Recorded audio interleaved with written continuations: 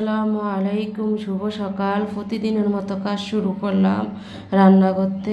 শাপলা দিয়ে, চিংড়ি মাছ দিয়ে, নারকেল দিয়ে ভাজি করব। কড়াইতে দিয়ে দিলাম তেল, দিব পেঁয়াজটা একটু ভেজে নিব।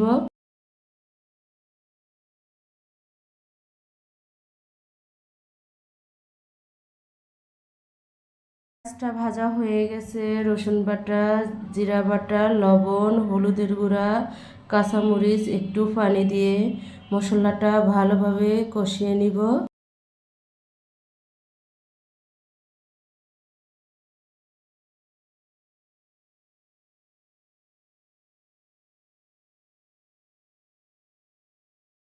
মশলাটা কষানো হয়ে গেছে, এখন নারকেল বাটা দিয়ে দিব।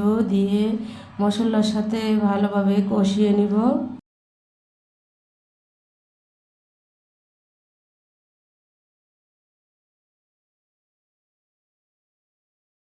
এখন চিংড়ি মাছ দিয়ে দিব।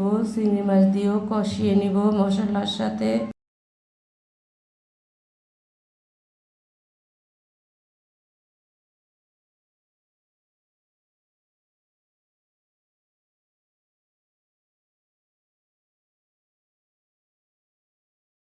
কষানো হয়ে গেছে, এখন শাপলা দিয়ে দিলাম। শাপলা দিয়ে ভালো করে কষিয়ে নিব মশলার সাথে। শাপলাটা ভাপ দিয়ে নিয়েছিলাম আগে।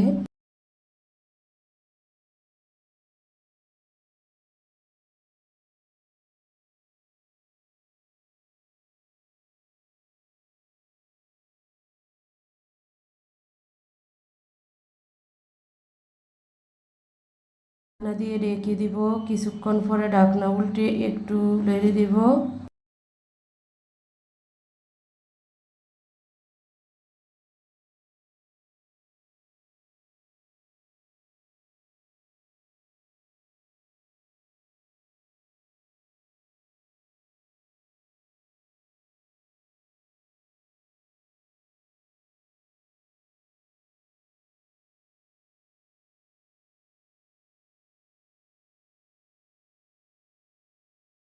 এভাবেই শাপলাটা রান্না করা হয়ে গেছে, এখন তুলে নিব। মূলার শাক ভাজবো। ভাপ দিতে দিয়ে দিলাম, একটু লবণ দিয়ে দিলাম, ঢাকনা দিয়ে ঢেকে দিব। কিছুক্ষণ পরে ঢাকনা উল্টে একটু নেড়ে দিব।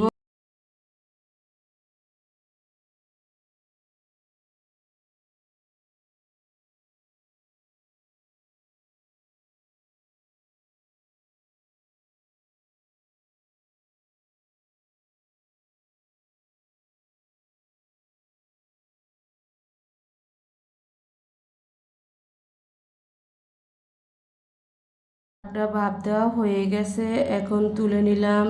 শাকটা বাগারের জন্য ফ্রাই প্যানে তেল দিয়ে দিলাম। রসুন আর পেঁয়াজ দিয়ে দিব, বাগার দিয়ে দিব। এটা দিয়ে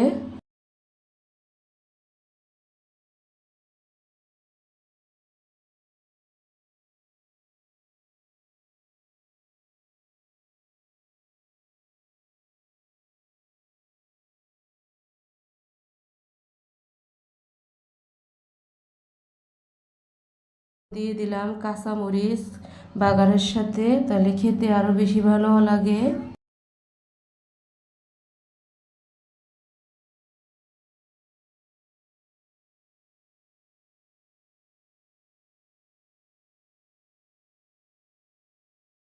পেঁয়াজটা ভাজা হয়ে গেছে, মরিচটাও ভাজা হয়ে গেছে, এখন শাক দিয়ে দিলাম। দিয়ে ভালোভাবে ভেজে নিব।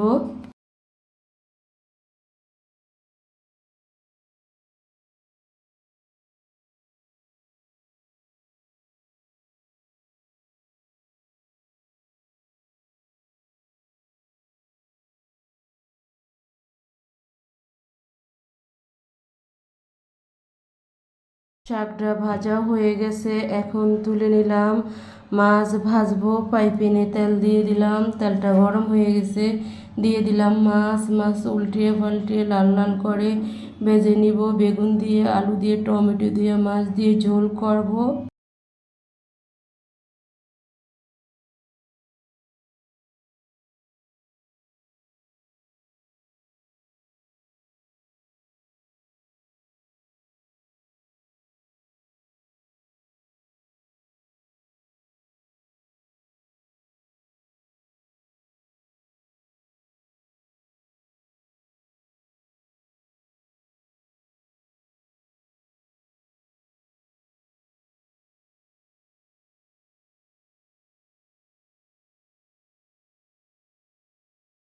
মাছটা ভাজা হয়ে গেছে, এখন তুলে নিলাম মাছটা রান্না করার জন্য।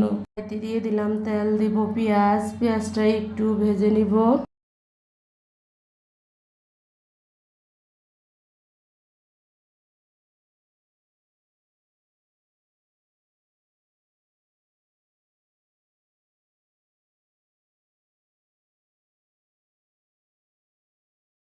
মাছটা ভাজা হয়ে গেছে, রসুন বাটা, জিরা বাটা, লবণ, হলুদের গুঁড়া, মরিচের গুঁড়া, কাঁচামরিচ দিয়ে একটু পানি দিয়ে মশলাটা ভালোভাবে কষিয়ে নিব।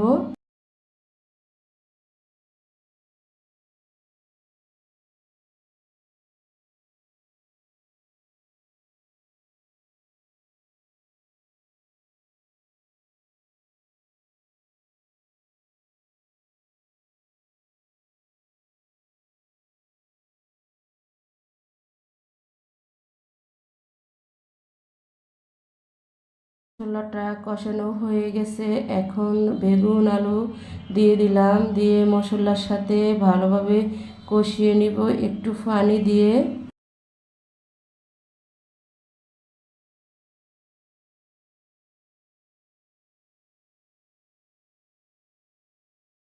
ঢাকনা দিয়ে রেখে দিব, কিছুক্ষণ পরে ঢাকনা উল্টে একটু নেড়ে দিব।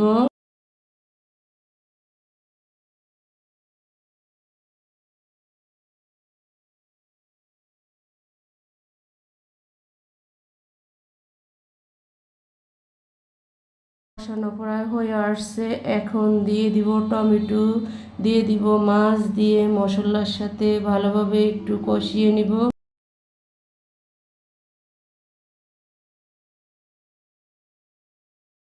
হয়ে গেছে, এখন পানি দিয়ে দিলাম, দিয়ে ভালো করে রান্না করে নিব ঢাকনা দিয়ে ঢেকে।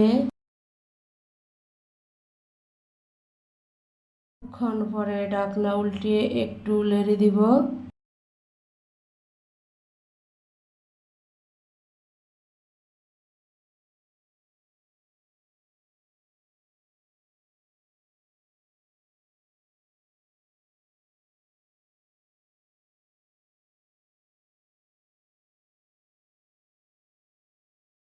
ফাইনালি তরকারিটা রান্না করা হয়ে গেছে, এখন তুলে নিলাম।